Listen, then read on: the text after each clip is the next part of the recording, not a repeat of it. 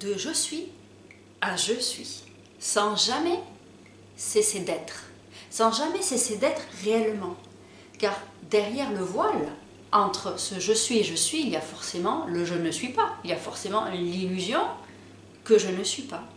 Mais derrière ce voile, cette illusion, évidemment, je suis, il y a la réalité que je suis ce que je suis. Je suis vie complète, essence. Je suis ce que je suis.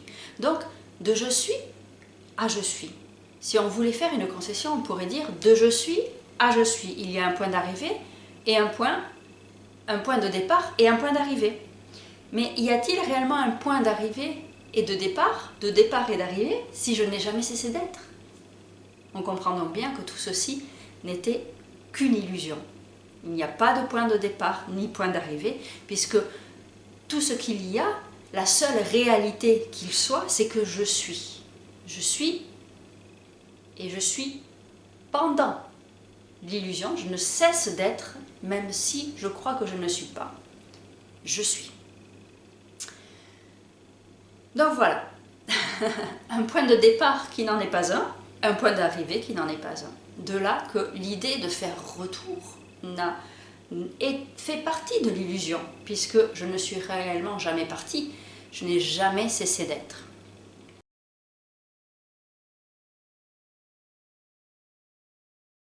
Alors donc, de je suis à je suis, sans jamais cesser d'être, sans jamais cesser d'être ce que je suis. Je suis est la seule réalité qu'il soit. Si tu n'as pas vu la vidéo précédente, que suis-je? Je t'invite à le faire, où j'y réponds de façon détaillée, et cette vidéo-ci est en quelque sorte la suite et un résumé. Alors donc, pour résumer, partons du point de départ qui est sans doute le nôtre. Imaginons que je me crois séparée, que je me crois limitée, que je crois que je ne suis pas. Donc, je crois que je suis quelqu'un, déconnecté, éloigné de la source, de l'essence, que je suis une personne, ici, Marie-Laure, oui, et j'en expérimente donc les conséquences. J'expérimente le manque, l'insatisfaction, la souffrance. J'expérimente la dualité, le deux, c'est-à-dire les hauts et les bas, le haut de la vague et le creux de la vague. J'expérimente la dualité, le manque, l'insatisfaction, oui, le fait que ce ne soit jamais suffisant, que la situation que je vis n'est jamais pleinement satisfaisante. Donc j'expérimente les conséquences de ma croyance en la séparation, de la croyance que je suis exclusivement quelqu'un, cette personne. Alors imagine un peu, depuis cette perspective, il y a moi, cette personne donc, que je suis censée être exclusivement, moi et la vie.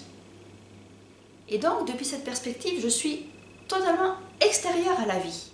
Quelle perspective, n'est-ce pas?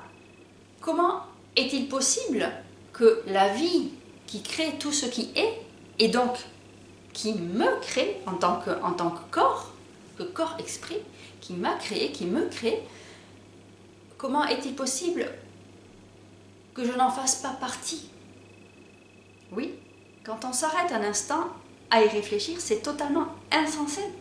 Et pourtant, lorsque je me crois séparée de la source, distant, éloigné de la source, lorsque je crois que je ne suis pas, lorsque je ressens qu'il me manque, lorsque ce que je vis n'est pas pleinement satisfaisant, que je vis le manque, l'insatisfaction, la souffrance, eh bien, c'est la perspective que j'adopte, la perspective de la séparation. Il y a ce que je crois être, quelqu'un, cette personne qui est séparée de la vie. Comme je te disais, quelle perspective? Et si on s'arrête un instant, c'est totalement insensé.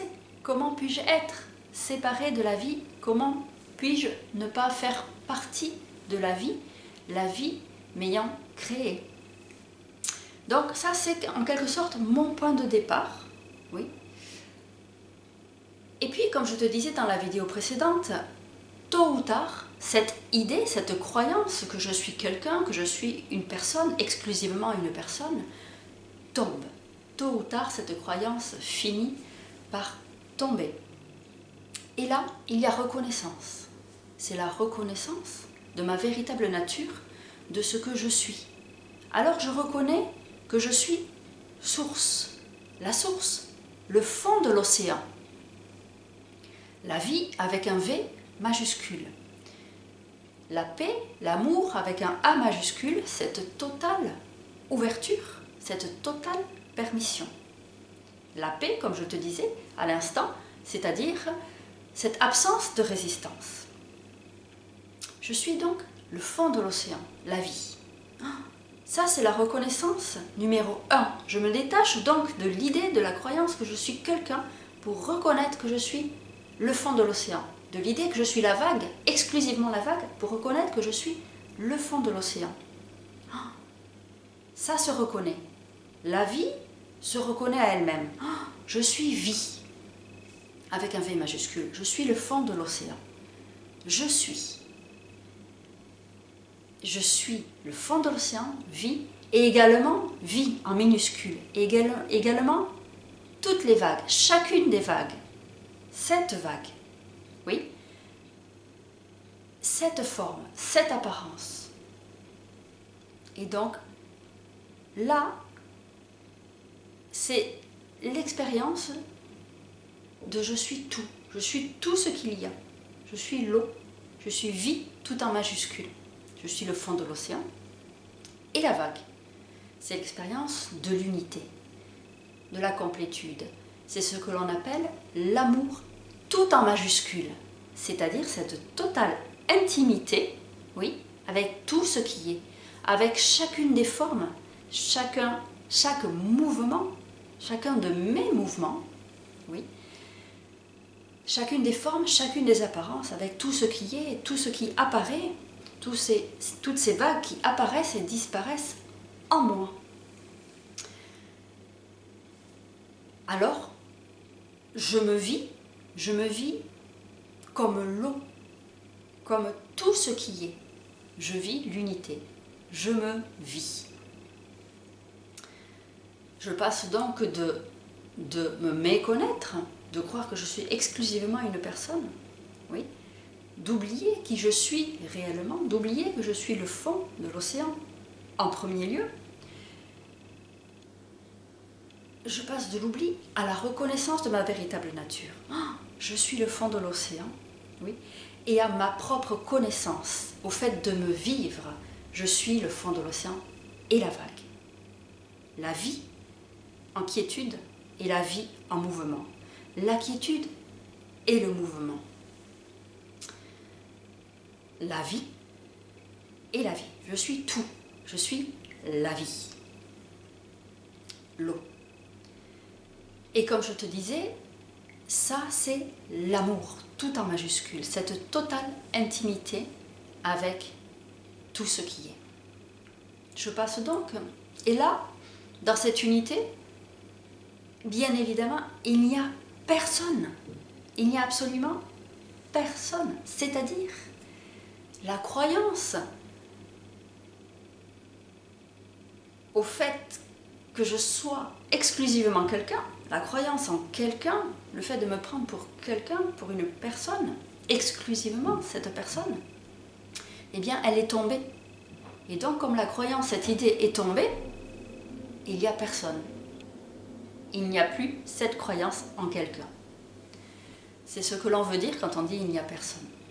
En fait, ce qu'il y a, eh bien c'est moi, tout, le fond de l'océan et la superficie et le mouvement, la quiétude et le mouvement.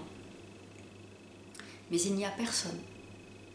Il y a mon être essentiel, le fond de l'océan, et le mouvement, et la forme, et mon corps-esprit, qui est un instrument, qui est mon instrument, qui est mon corps, comme chacune des formes, et mon corps. Et donc, comme je te disais au début de cette vidéo, oui, de je suis à je suis, sans jamais cesser d'être.